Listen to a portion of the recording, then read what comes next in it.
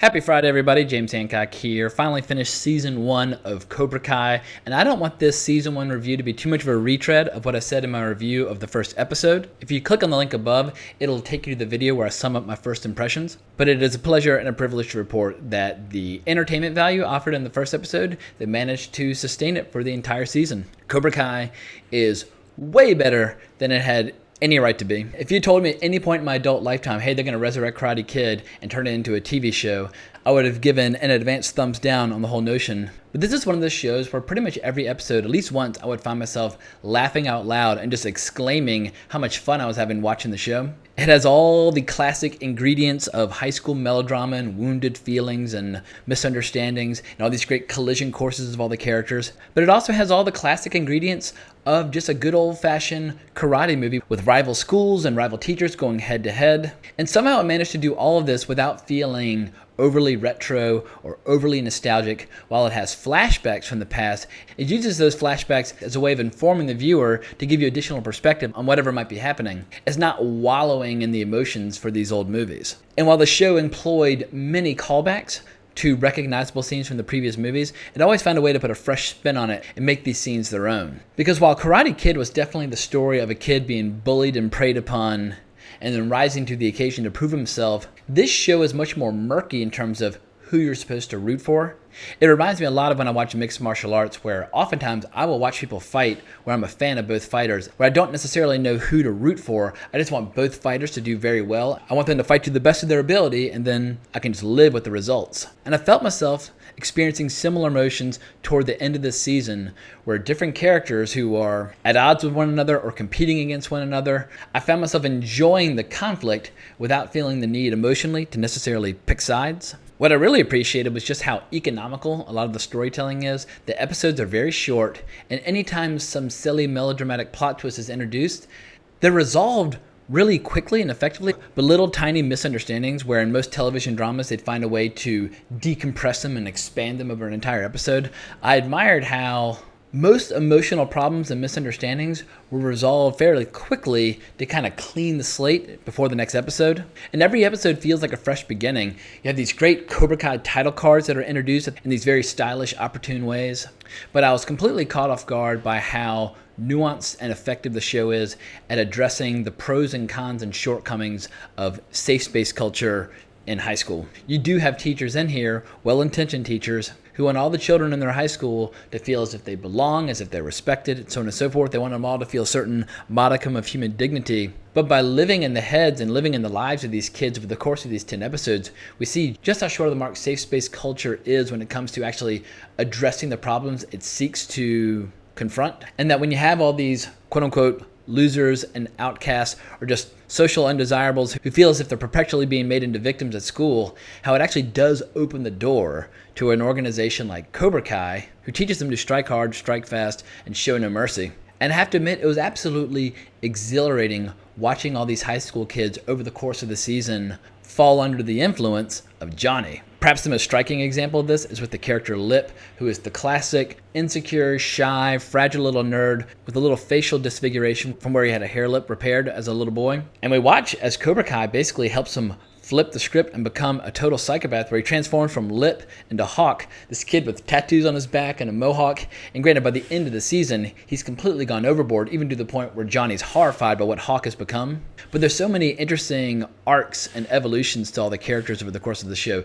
Even Johnny, who starts out as the ultimate Cobra Kai badass, we see how he evolves to the point where he's able to use PC lingo to his advantage, where he's trying to get Cobra Kai back into the All Valley Karate Tournament, and how even at the end of the season, he's a little bit uneasy with what he's created because he sees that his students have become even more extreme than he ever was. But there are so many hysterical scenes along the way where we see Johnny reacting to online bullying. First and foremost, Johnny doesn't understand Twitter or Facebook or websites. He's a pure analog 80s guy. But when he hears about how much emotional distress is being caused from online bullying, from anonymous bullies, he's like, what pussies? Like, back in my day, you made fun of them to their face. Like, he's an 80s bully. An 80s bully would stand in your face and they'd push you down. They wouldn't create an anonymous Twitter account to say mean things to you.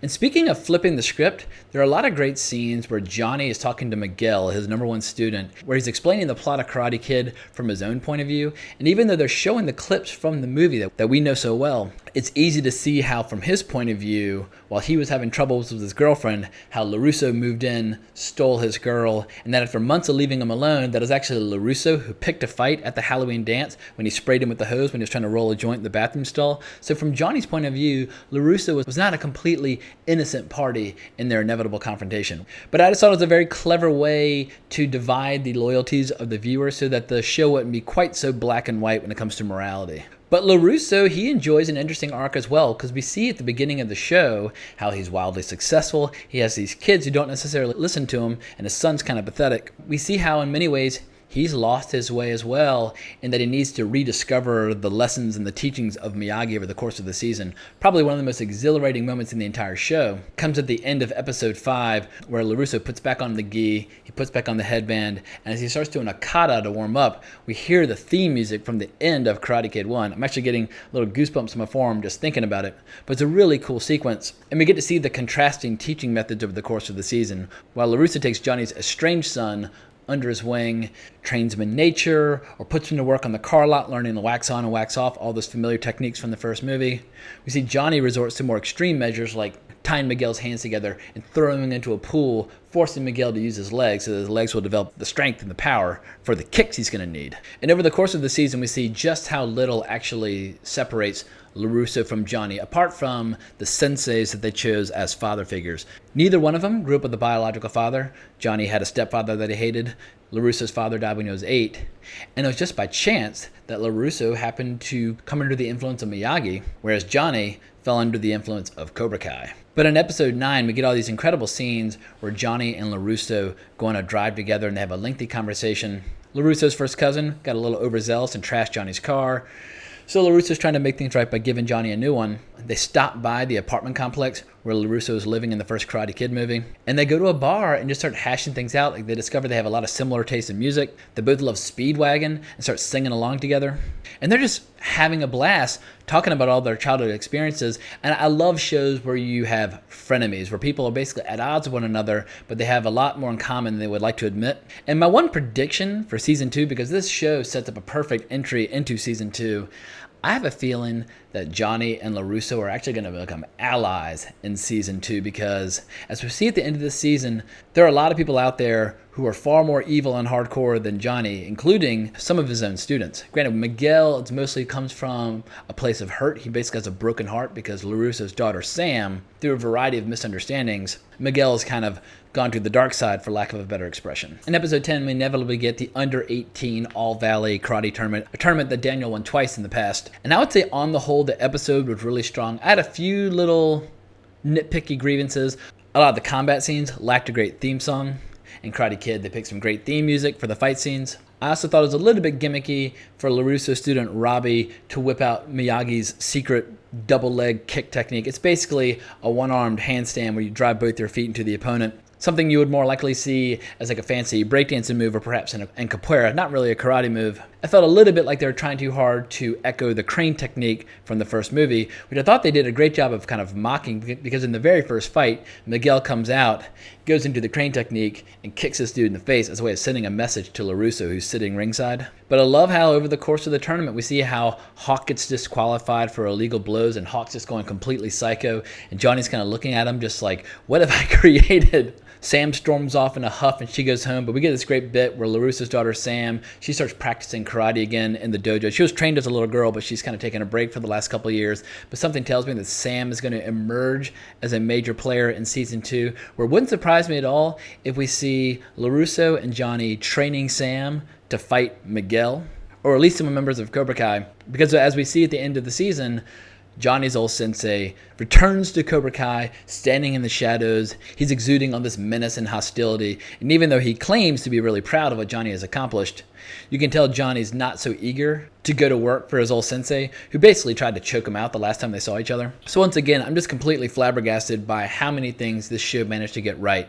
It is a love song to the original Karate Kid, but it totally works just as a self-contained drama. It had tons of laughs, tons of action. eerily on point social commentary, which is something I never in a million years expected, and it perfectly sets the stage for more mayhem to come in the next season. I really have no complaints to offer. I mean, is this a show on the level of like Legion or Westworld? Absolutely not. But it's fast, it's fun, it's enjoyable, and I strongly recommend everybody checks it out, especially because you can get a YouTube Red subscription for free for a month, and you can easily bang this out in a couple hours. So I hope you enjoyed my recap and review of Season 1. I had an absolute blast from start to finish. I might even revisit a few episodes. If you want to talk more about Cobra Kai or whatever the new Miyagi school is going to be, because as we see, LaRusso is opening a new school basically in Miyagi's old garden. We see all the old cars from the first movie, even LaRusso's old, I think it was, I can't remember what the model was. In any case, LaRusso's clearly going to pick up where Miyagi left off and create a rival, more peaceful faction to Cobra Kai. And I just can't wait to see the inevitable confrontation whenever YouTube Red decides to make that show happen. But definitely check it out. But if you want to talk more, you can find me on Twitter at Colbrax. But I hope everyone has an amazing weekend, and I'll be back at y'all Sunday night to review the latest episode of Westworld. Onwards and upwards.